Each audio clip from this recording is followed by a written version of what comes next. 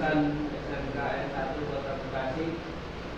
Yang kaget ya, 2004, 20 tahun yang lalu. Jadi sumpah saya pernah sebesar ini loh.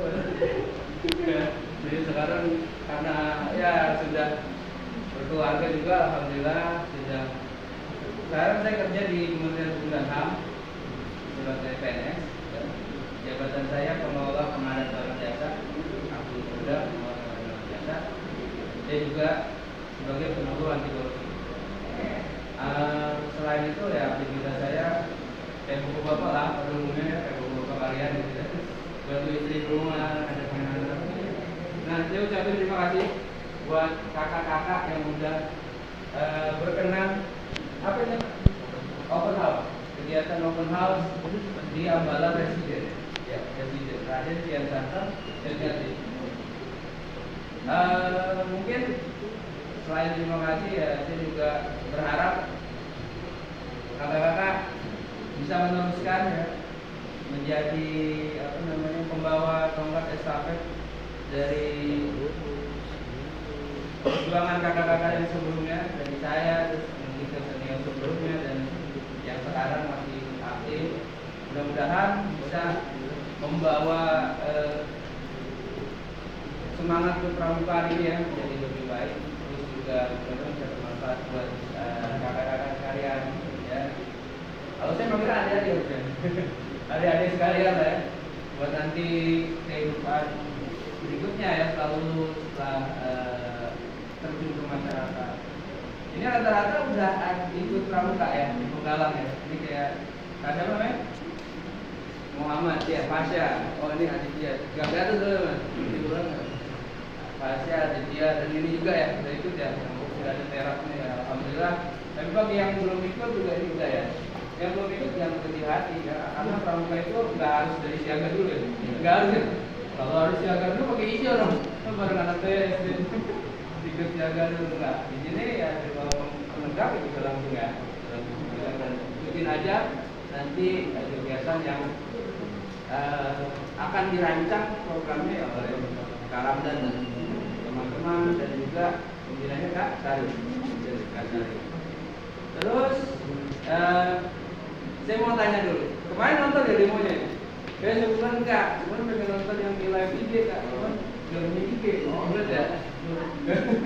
Jadi kalau di alumni itu ramai ya di mahasiswa SMK S1 dan ini pengen pada datang cuma karena kesibukan mohon maaf nggak bisa hadir.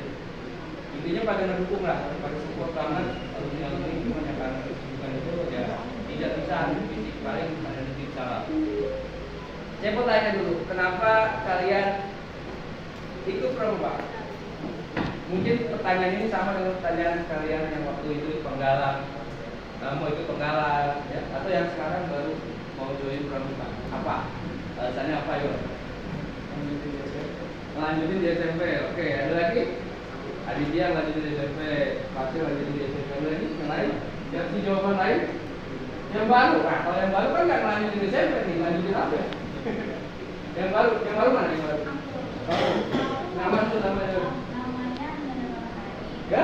Ananda Nabila Mahari. Panggilannya? Panggilannya nanti bisa dipanggil Nanda. Kalau bagaimana Pak Tatu? Nanda ya? Ya kalau mau nyoba pramuka itu ya sebenarnya mau aja sih. Tapi mau nyoba hal baru. Mau nyoba hal Iya, baru? tapi lebih ke Ikut-ikutan.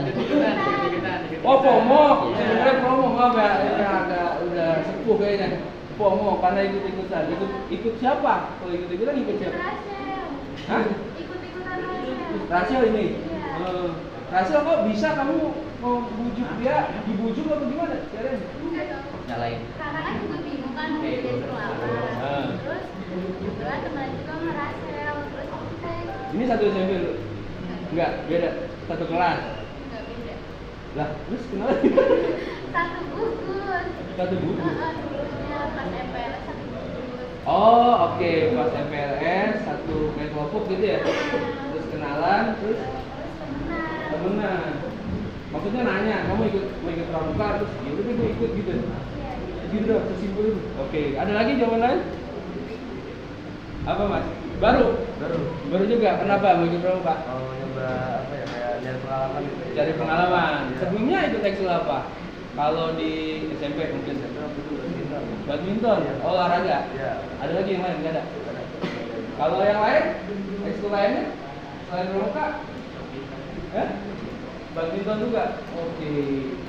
Pada mau jadi apa? Oke. Apapun alasannya itu ya alasan yang bagus ya. Ada yang mau ngajuin SMP, ada yang ngajuin dari SMP karena udah. Nah, pertanyaan saya kalau waktu ngajuin dari SMP, waktu SMP alasannya apa? Ayo. Ngajuin dari SD. Dan waktu SD ingat nggak alasannya apa? Karena disuruh gurunya. Enggak sih loh, kalau pas di SD saya ditarik. Ditarik Masuk pramuka sama sama pelatih saya. Oh, pelatih. Jadi kan pas SD guru wali kelas saya. Oke. Nah, wali kelas itu narik saya buat ikut lomba. Terus setelah itu jatuh cinta sama kamu nggak keterusan? Oke. Ada yang menemukan alasannya setelah itu pramuka bagi yang sudah ikut? Kalau waktu baru mau ikut, baru mau masuk mungkin ya ada coba dulu lah, ya kan gitu ya, rata-rata gitu. Tapi yang setelah masuk pramuka ada yang baru tahu nggak alasannya? belum juga, berarti masih nyari nih, masih nyari alasannya. Oke, nggak masalah. Selamat mencari, selamat menikmati pencarian Anda. Nah, gini, kenapa saya nanyain alasan? Ya, karena ada satu buku bagus yang nulis namanya Simon Sinek, orang Barat. Judul bukunya Start with Why. Inti bukunya adalah buku ini mau menceritakan, Simon ini mau menceritakan kalau kalian mau sukses dalam hidup, sebelum melakukan sesuatu itu harus tahu dulu alasannya apa, harus tahu dulu tujuan kalian apa. Bagi kalian mungkin yang masih umurnya kuliah sekarang, memang itu masih dalam proses pencarian, masih dalam proses merangkai kata-kata alasan saya apa ya, tujuan saya apa ya. Nah, tugas yang senior ini, kakak-kakak kalian adalah yang akan membantu kalian merumuskan itu alasan itu.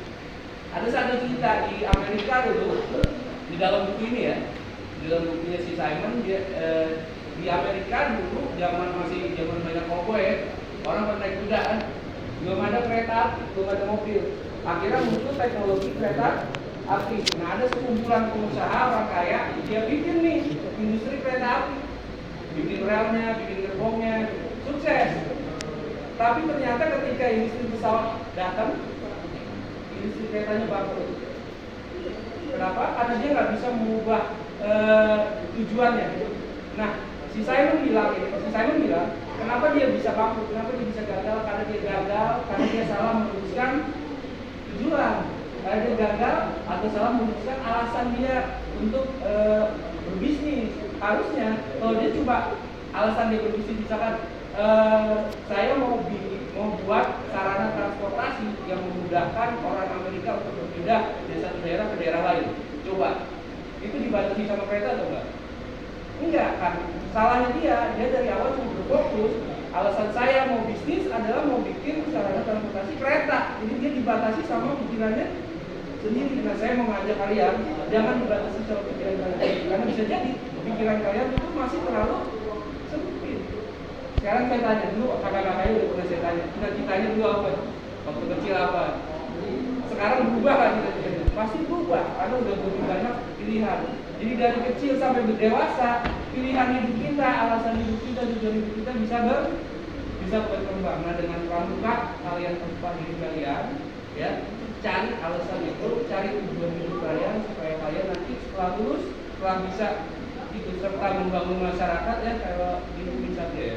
Di Satya, kalian sudah tahu kalian mau jadi apa? Paham tentunya? Paham? Ya, paham. Suaranya kurang keras, ceweknya kan suaranya. Nanti di kesempatan berikutnya harus keras. Nah, setelah itu saya, kakak-kakak kalian, dan kita semua punya peluang jadi pemimpin di masa depan. Dan ini salah satu sarana menempa diri kalian untuk jadi pemimpin. Jangan merasa memperkirakan diri sendiri, dan juga jangan saya bilang jangan dibatasi sama pikiran kalian sendiri. Kadang kita berpikir, wah saya nggak pantas jadi pemimpin, saya nggak pantas jadi pemimpin sangga, saya nggak pantas. nggak patut jadi apa ketua dewan ambalan, ketua dewan kerja yang begitu, karena semua punya peluang untuk itu. Meskipun semua tidak punya kesempatan untuk jadi pemimpin, iya nggak semua jadi orang presiden kan, nggak semua orang jadi presiden kan, pasti satu jadi presiden. Tapi semua orang yang seumuran sama Pak Jokowi punya peluang jadi presiden, setuju nggak? Ya sama kalian, sama kayak kalian. Kalian punya peluang yang sama besar untuk jadi pemimpin, meskipun tidak semua dari kalian punya kesempatan yang sama untuk jadi pemimpin. Nah, berarti cuma ada dua pilihan, satu jadi pemimpin atau satu jadi orang yang memilih pemimpin. Iya nggak? Nah, harus tahu caranya memimpin, harus tahu caranya milih pemimpin. Gimana caranya memimpin? Tadi ini. Katanya ikut Prabowo karena ikutan. Kalau saya boleh simpulkan, kamu terinspirasi dari Rasel. Nah, jadi pemimpin itu harus menginspirasi. Pemimpin itu bukan yang kayak gini. Pernah dipalak? Ada yang pernah dipalak? Belum pernah, alhamdulillah. Saya pernah dulu dipalak, ditodong gitu, dipaksa keluarin uang. Ini orang merintah saya untuk keluarin uang. Ini orang pemimpin saya. Ini namanya pemimpin juga, tapi dengan cara menakut-nakuti, menebar rasa takut. Pemalas, ya, itu memimpin kita, ya, dengan rasa takut, menebar rasa takut. Itu bukan pemimpin. Pemimpin itu yang baik adalah yang memberikan inspirasi. Jadi orang ngikutin kita, menuruti kemauan kita, perintah kita karena dia terinspirasi. Jadi selamat kamu pemimpin itu Anda. Ya, karena terinspirasi. Ya mungkin begitu ya, saya nggak tahu. Nah, balik lagi ke buku The Simon tadi. Ada cerita juga di dalam buku itu. Simon ceritakan zaman dulu ada seorang nakoda kapal laut. Dia mau bikin ekspedisi perjalanan ke sebuah tempat, ke sebuah pulau gitu. Yang katanya di pulau itu ada harta karunnya atau ada harta peninggalannya, nggak tahu ya. Nah, cuma masalahnya dia nggak punya ABK, dia nggak punya anak buah kapal. Gimana caranya? Dia dapat ABK, akhirnya dia mau pasang lowongan di orang. Masalahnya adalah daerah yang mau dituju ini nih tempatnya berbahaya, lautnya banyak badai dan banyak orang yang menuju sana berakhir pulang dengan cuma nama. Ya nggak selamat. Gimana caranya? Orang mau dijanjiin uang sebesar apapun dia nggak akan berminat kalau kayak gitu caranya. Akhirnya yang dia lakukan adalah dia bukan pasang iklan lowongan, dicari anak ketua kapal yang gaji sekian, nanti dapat hadiah, nanti dapat komisi atau apa pun, enggak kayak gitu. Yang dia pasang di lowongan pekerjaan itu dicari orang yang pemberani, yang mau berpetualang, yang pengen punya pengalaman yang tidak bisa didapatkan oleh orang-orang lain. Coba, kira-kira dapat nggak ABK? Kalau misalkan iklan lowongan kayak gitu, dapat. Ternyata dapat. Dan apa yang dia dapatkan timnya dia itu adalah tim yang solid ternyata, bukan tim yang cuma mengejar uang, bukan tim yang cuma mengejar jabatan, penghargaan, kekayaan, bukan. Orang yang emang punya visi sama dia. Itu. Nah, coba nanti misalkan kalau di sekolah pemilihan OSIS, pilih ketua OSIS yang punya programnya yang bagus, yang menginspirasi, yang mengajak kalian, ayo meningkatkan kompetensi, meningkatkan identitas. Jangan pilih ketua OSIS yang menjadikan kegiatan terakhir makan siang gratis, jangan. Tapi coba, gimana caranya makan siang gratis bagus gak? Ini nggak ada kaitannya sama politik ya. Makan siang gratis bagus kalau kita lagi mau punya uang gitu ya, lagi mau bekal. Tapi nggak selalu bagus, nggak setiap hari bagus. Gimana caranya? Oke, makan siang gratis, tapi setelah itu gimana guys? Setiap kita bisa ngasih makan siang gratis buat orang yang nggak mampu. Nah itu bagus. Bila ketua OSIS yang punya program yang bagus, itu contoh di sekolah. Dan nanti kalau kehidupan kalian udah masuk ke level berikutnya, begitu juga pilih pemimpin yang punya programnya bagus. Bersiap juga karena kalian nggak cuma memilih pemimpin, tapi juga kalian bersiap jadi pemimpin. Tadi yang saya bilang, kalian punya potensi lebih, kalian punya potensi jauh besar. Pupuk semangat itu dari sekarang ya, timba ilmu, ya, cari ilmu, terus kembangkan kompetensi. Mudah-mudahan saya doakan tahun 2045 katanya, itu katanya tahun Indonesia emas. Benar? 2045 itu berapa tahun lagi dari sekarang? Sekitar 21 tahun lagi lah ya. Umur kalian berapa? 15. Ya, 15. Enggak, umur kalian nanti berapa? Tambahin aja dulu jalan. Itu lagi masa-masa produktif. Lagi seumuran saya kali ya. Udah nikah, udah punya anak 1, 2 gitu. Itu masa-masa produktif, masa-masa emas. Jangan sia-siakan itu. Dari sekarang usahakan manfaatkan waktu sebaik-baiknya. Ya, tadi saya bilang saya penyuluh anti korupsi. Ya. Sering dengar berita tentang korupsi ya? Sering ya? Kira-kira yang korupsi itu orang bodoh, orang pintar? Yang ketangkep-ketangkep itu?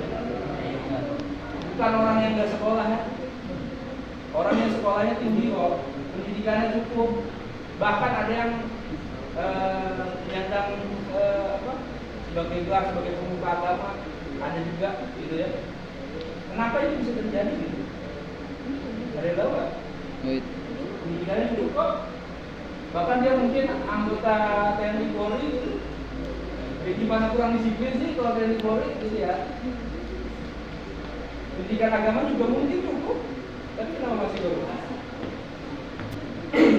Karena dia gagal menentukan tujuan hidup dia. Simpel jawabannya, start with why tadi. Kalau kalian punya cita-cita, masing-masing negara ini juga punya cita-cita. Tahu nggak cita-citanya apa? Cita-cita bangsa Indonesia ada di mana? Indonesia. Ayo. Di pembukaan undang-undang dasar alinea ke-4, kalimat awalnya melindungi segenap bangsa Indonesia, bla bla bla bla. Terakhir apa? Ya nanti dites loh kalau tadikan. Masuk nggak itu? Dites kan? Kalau nggak salah dites itu, bukan undang-undang. Cita-cita bangsa Indonesia udah tertulis. Nah, orang yang korupsi, ya, yang merugikan negara ini dia nggak paham sebenarnya cita-cita bangsa ini. Dia melakukan sesuatu yang bertentangan dengan cita-cita. Sekarang gini, saya tanya, kalian mau cita-cita jadi apa? Gantian deh, siapa namanya? Samara, cita-citanya apa? Hah? Engineering, oke. Kalau ada yang menghambat kamu untuk menggapai cita-cita kamu marah nggak? Marah tuh. Zaman mau selain kuliah misalkan, kuliah tapi ditinggal semua orang. Kamu butuh kuliah, marah nggak? Gimana kalau ada orang di negeri ini yang menghadang siapapun masyarakat Indonesia, bangsa Indonesia untuk menggapai cita-cita? Perlu marah nggak kita? Perlu diapain? Sebenarnya jawabannya, ya. Jadi orang yang korupsi adalah orang yang nggak tahu cita-cita bangsa Indonesia. Nah kalian udah benar-benar masuk pramuka, meskipun saya tidak merendahkan ekskul lain juga bagus-bagus. Tapi dengan pramuka, saya berharap pramuka bisa jadi pionir, bisa jadi perintis ya bahasa Indonesia ini, untuk mengajak generasi muda untuk menjadi generasi yang berintegritas. Integritas itu apa? Integritas itu kalau kata KPK ada 9 cirinya. Jujur, tanggung jawab, disiplin, mandiri, tidak keras, sederhana, berani, peduli, adil, akhlak. Bisa nggak boleh disepelekan. Jangan khawatir, kalian punya Trisatya sama dasar dharma itu aja. Akhlak bermasuk nggak apa Trisatya sama dasar dharma apa? Punya Pancasila kan? Pancasila mau ini itu punya semua masyarakat Indonesia, bukan cuma pramuka doang. Akhlak sih juga nggak apa, tidak punya saya jelek. Oke, kalian semua punya agama. Semua agama mengajarkan moral-moral kebaikan. Semua agama mengajarkan kebaikan. Gak ada yang nggak ngajarin kebaikan. Oke? Jadi kalau kalian nggak hafal nilai integritas KPK kalian karena kalian berbagi kayak saya, kalian bukan baru masuk pramuka udah hafal bisa tidak dasar oke. Kalian tuh juga hafal Pancasila, nggak mungkin lah ya. Pancasila itu harus hafal. Dan paling terakhir kalian pasti punya agama. Berpegang teguh pada ajaran agama kalian masing-masing. Jadilah orang yang berintegritas, jadilah orang yang menjaga moral, dan jadilah orang yang siap menjadi pemimpin nanti. Mending kalau misalkan emang nggak kesempatan jadi pemimpin, paling tidak tahu caranya milih pemimpin. Paham? Nah, kesempatan kedua. Paham? Paham? Paham? Saya kemarin ngasih yel-yel ke presiden. Ya, presiden. Kalau saya bilang presiden, jawabnya berani, jujur, hebat. Bisa kan? Tes kakak aja. Presiden! Berani, jujur, hebat. Bisa? Bisa? Presiden! Berani, jujur, hebat.